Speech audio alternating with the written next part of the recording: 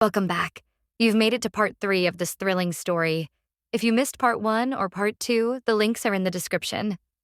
Go watch them now. Let's dive in. Why me? I finally asked as we shared a slice of tiramisu that Sophia had insisted we needed.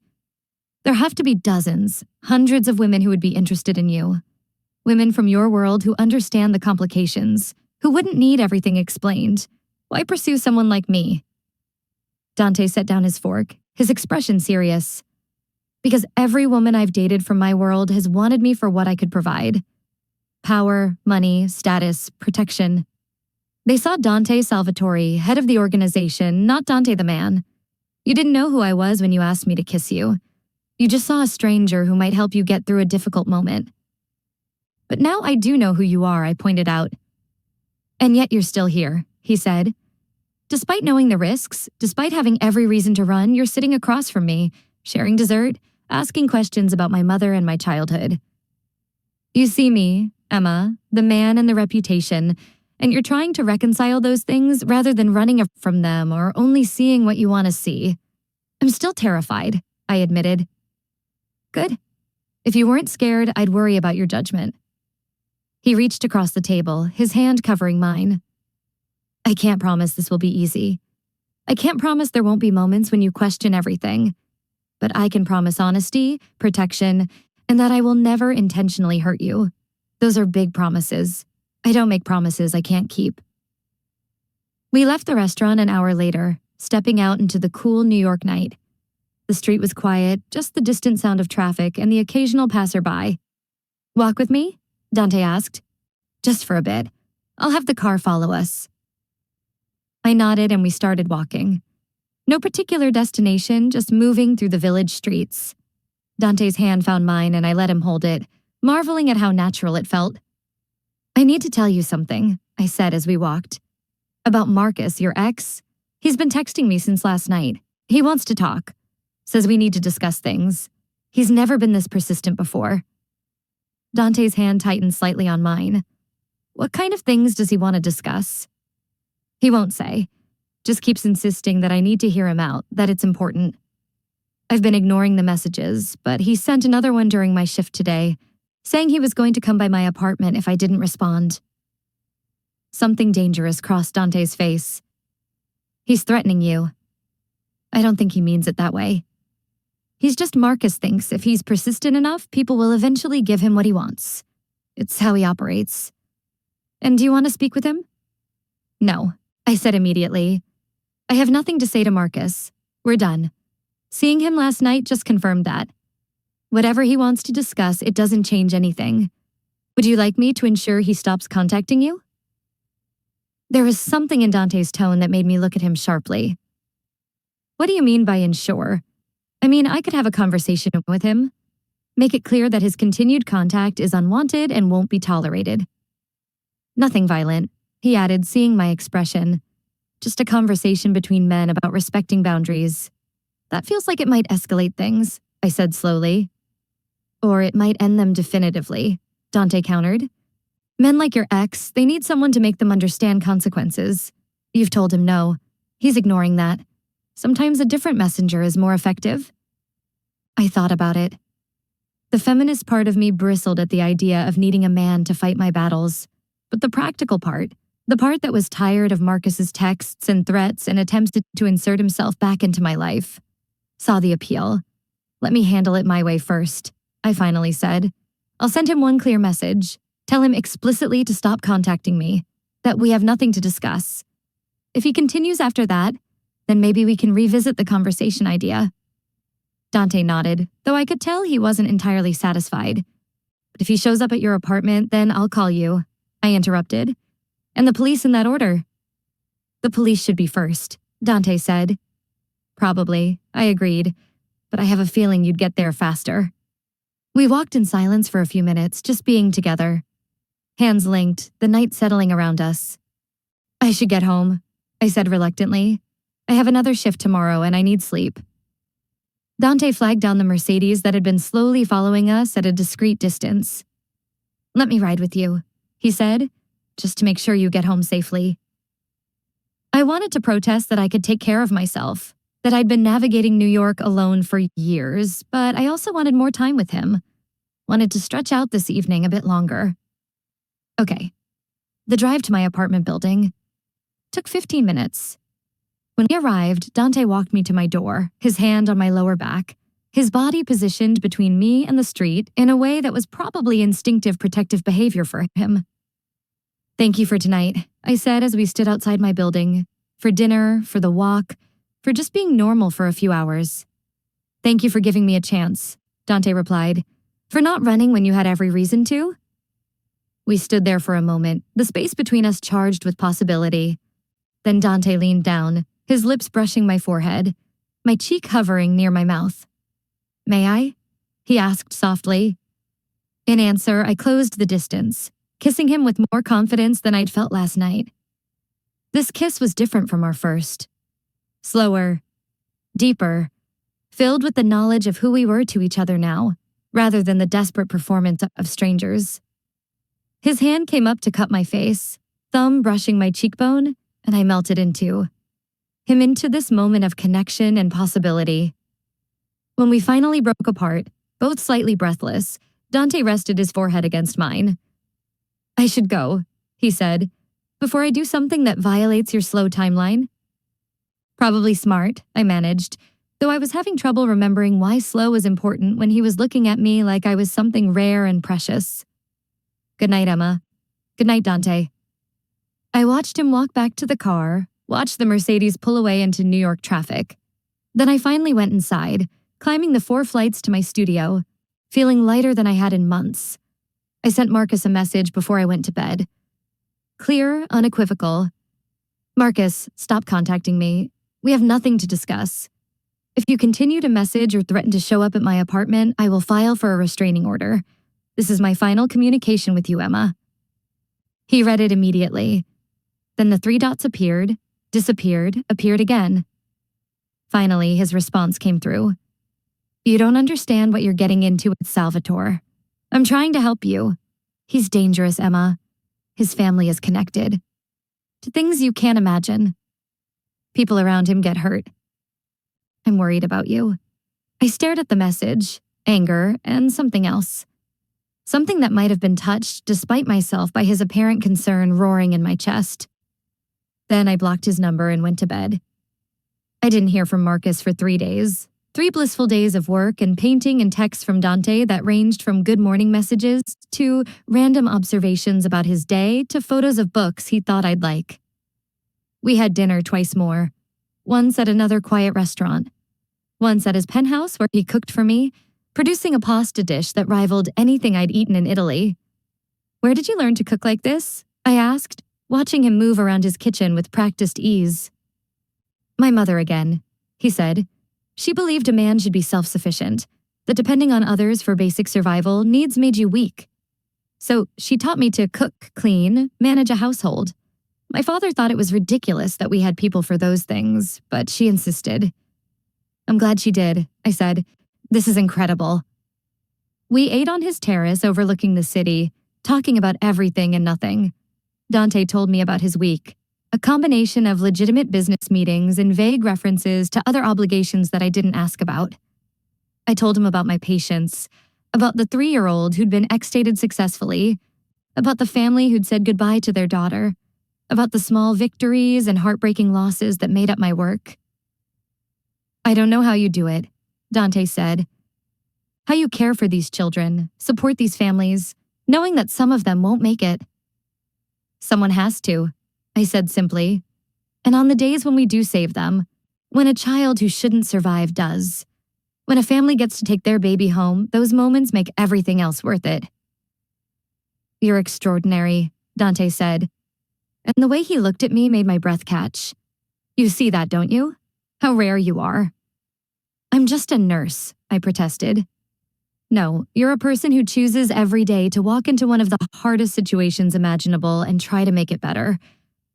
That's remarkable." On the 4th day, my carefully constructed bubble of happiness popped.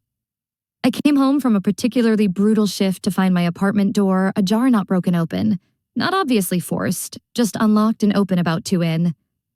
Every self-preservation instinct screamed at me to not go inside to call the police to wait for help. Instead, I pulled out my phone and called Dante. He answered on the first ring. "Emma, what's wrong?" "My apartment door is open," I said, keeping my voice low. "I didn't leave it open. Someone's been here. Where are you now?" His voice had gone cold, controlled, in the hallway. "I haven't gone inside." "Good.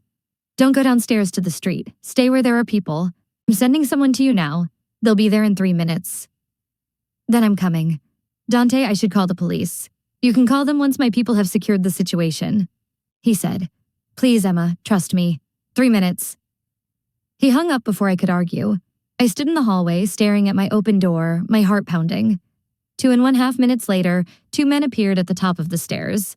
They were dressed normally, jeans and jackets, but there was something about the way they moved, the way they scanned the hallway that screamed professional security. Miss Emma, the taller one, asked, "Mr. Salvatore sent us. We're going to check your apartment. Please wait downstairs." I wanted to argue, to insist on going with them, to maintain some control over the situation, but something in their expressions, combined with Dante's urgency, made me nod and head downstairs. I waited on the street outside my building, watching people pass by, trying to look normal while my mind raced through possibilities. Robbery, but I didn't own anything worth stealing. Random break-in possible, but the door hadn't been forced. Had I maybe forgotten to lock it this morning in my exhaustion?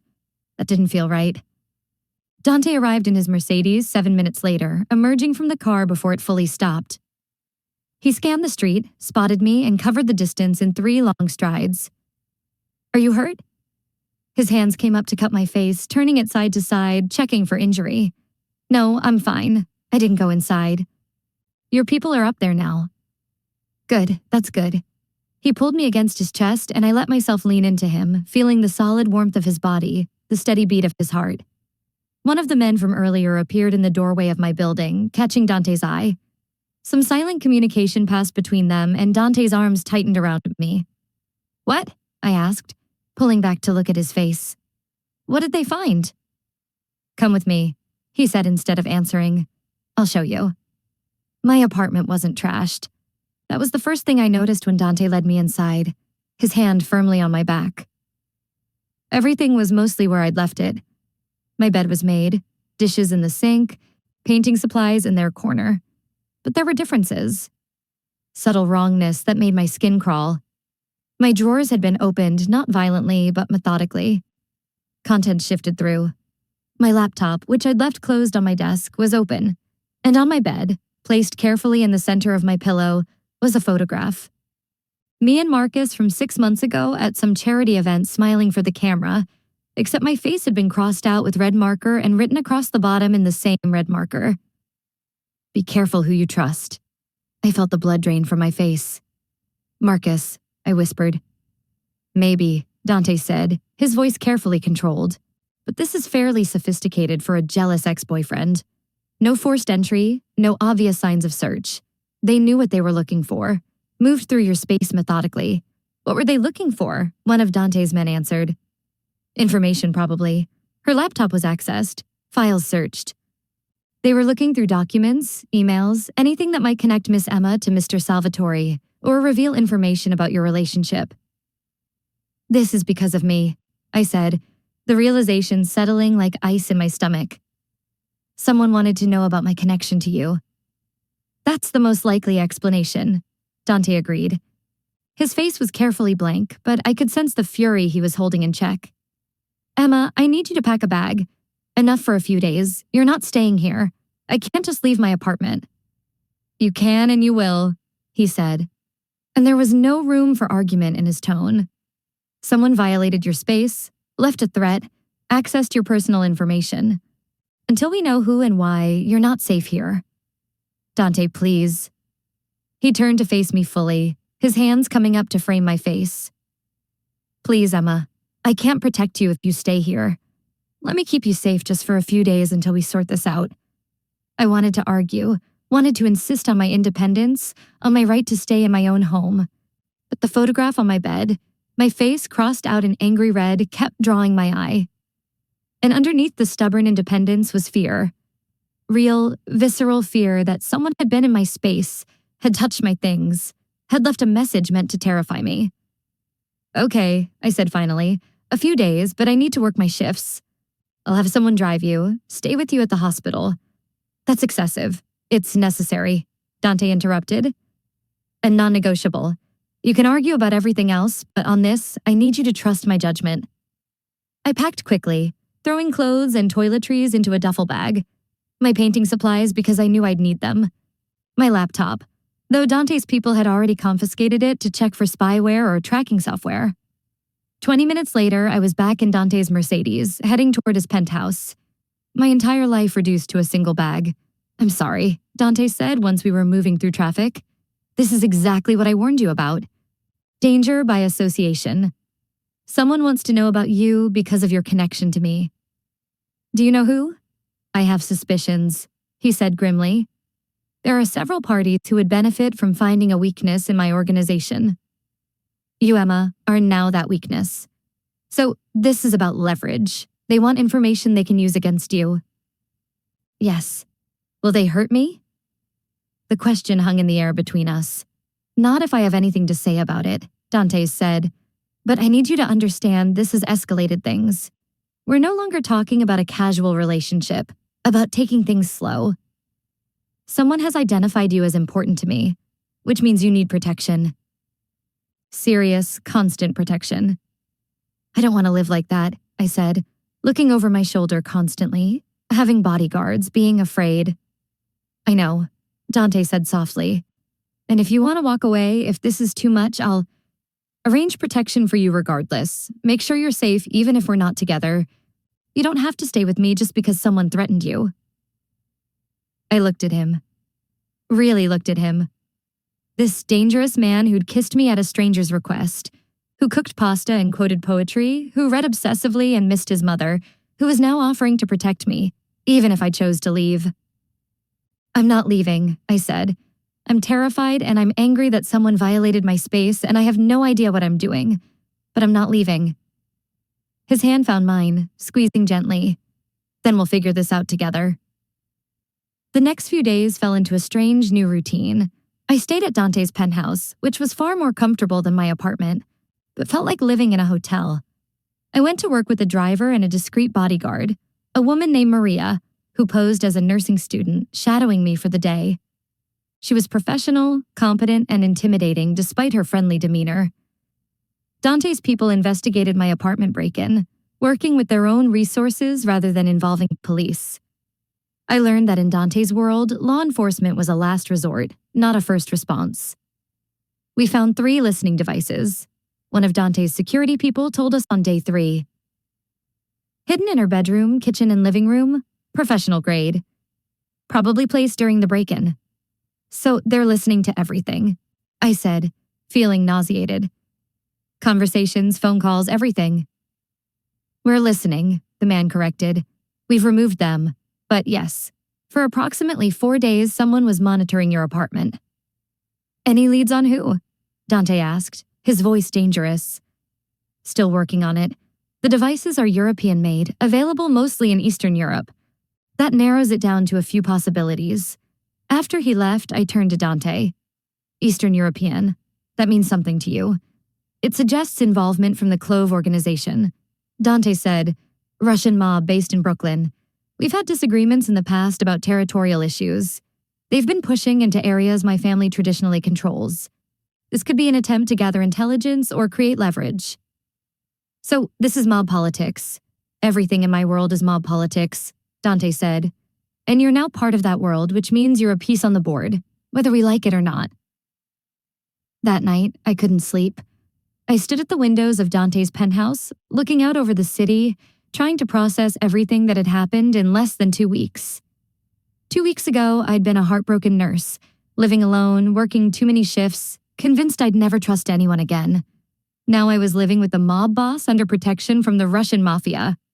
My entire life upended because I'd asked a stranger to kiss me at a charity gala. You're thinking too loudly. Dante's voice came from behind me. I turned to find him standing in the doorway wearing just sleep pants, chest bare, hair mussed. He looked younger like this, less dangerous, almost vulnerable. Sorry, did I wake you? I wasn't sleeping.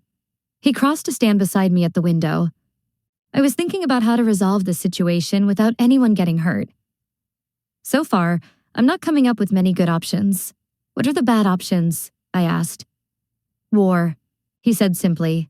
If the Cloves are trying to establish leverage over me, if they're threatening people under my protection, then there will need to be a response.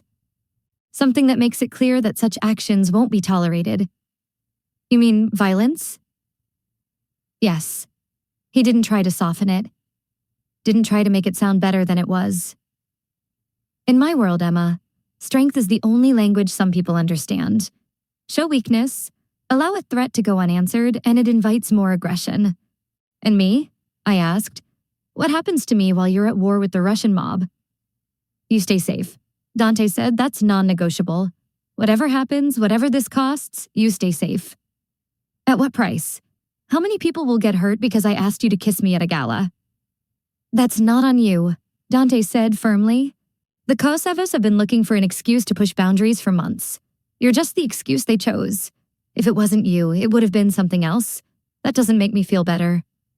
It should, he said, because it means this isn't your fault. You're not responsible for other people's choices, for their violence, for their attempts to gain power. You're just a person who wanted to make her ex-boyfriend jealous and happened to pick the wrong dangerous stranger to help. Despite everything, I laughed. When you put it that way, come to bed, Dante said, taking my hand. You need sleep. We'll figure out the rest tomorrow. I let him lead me to the guest bedroom I'd been using, but at the door, I hesitated. Dante, could you just stay? I don't mean anything by it. I don't want to be alone tonight. His expression softened. Of course. We climbed into bed together. Dante pulling me against his chest, his arms wrapping around me protectively. I could hear his heartbeat, steady and strong. Could feel the warmth of his skin against my cheek. I won't let anything happen to you, he murmured into my hair. I promise, Emma. Whatever it costs, whoever I have to fight, you'll be safe. What about you? I asked. Who keeps you safe? I've been taking care of myself for a long time. Maybe it's time you let someone help with that, I said. His arms tightened.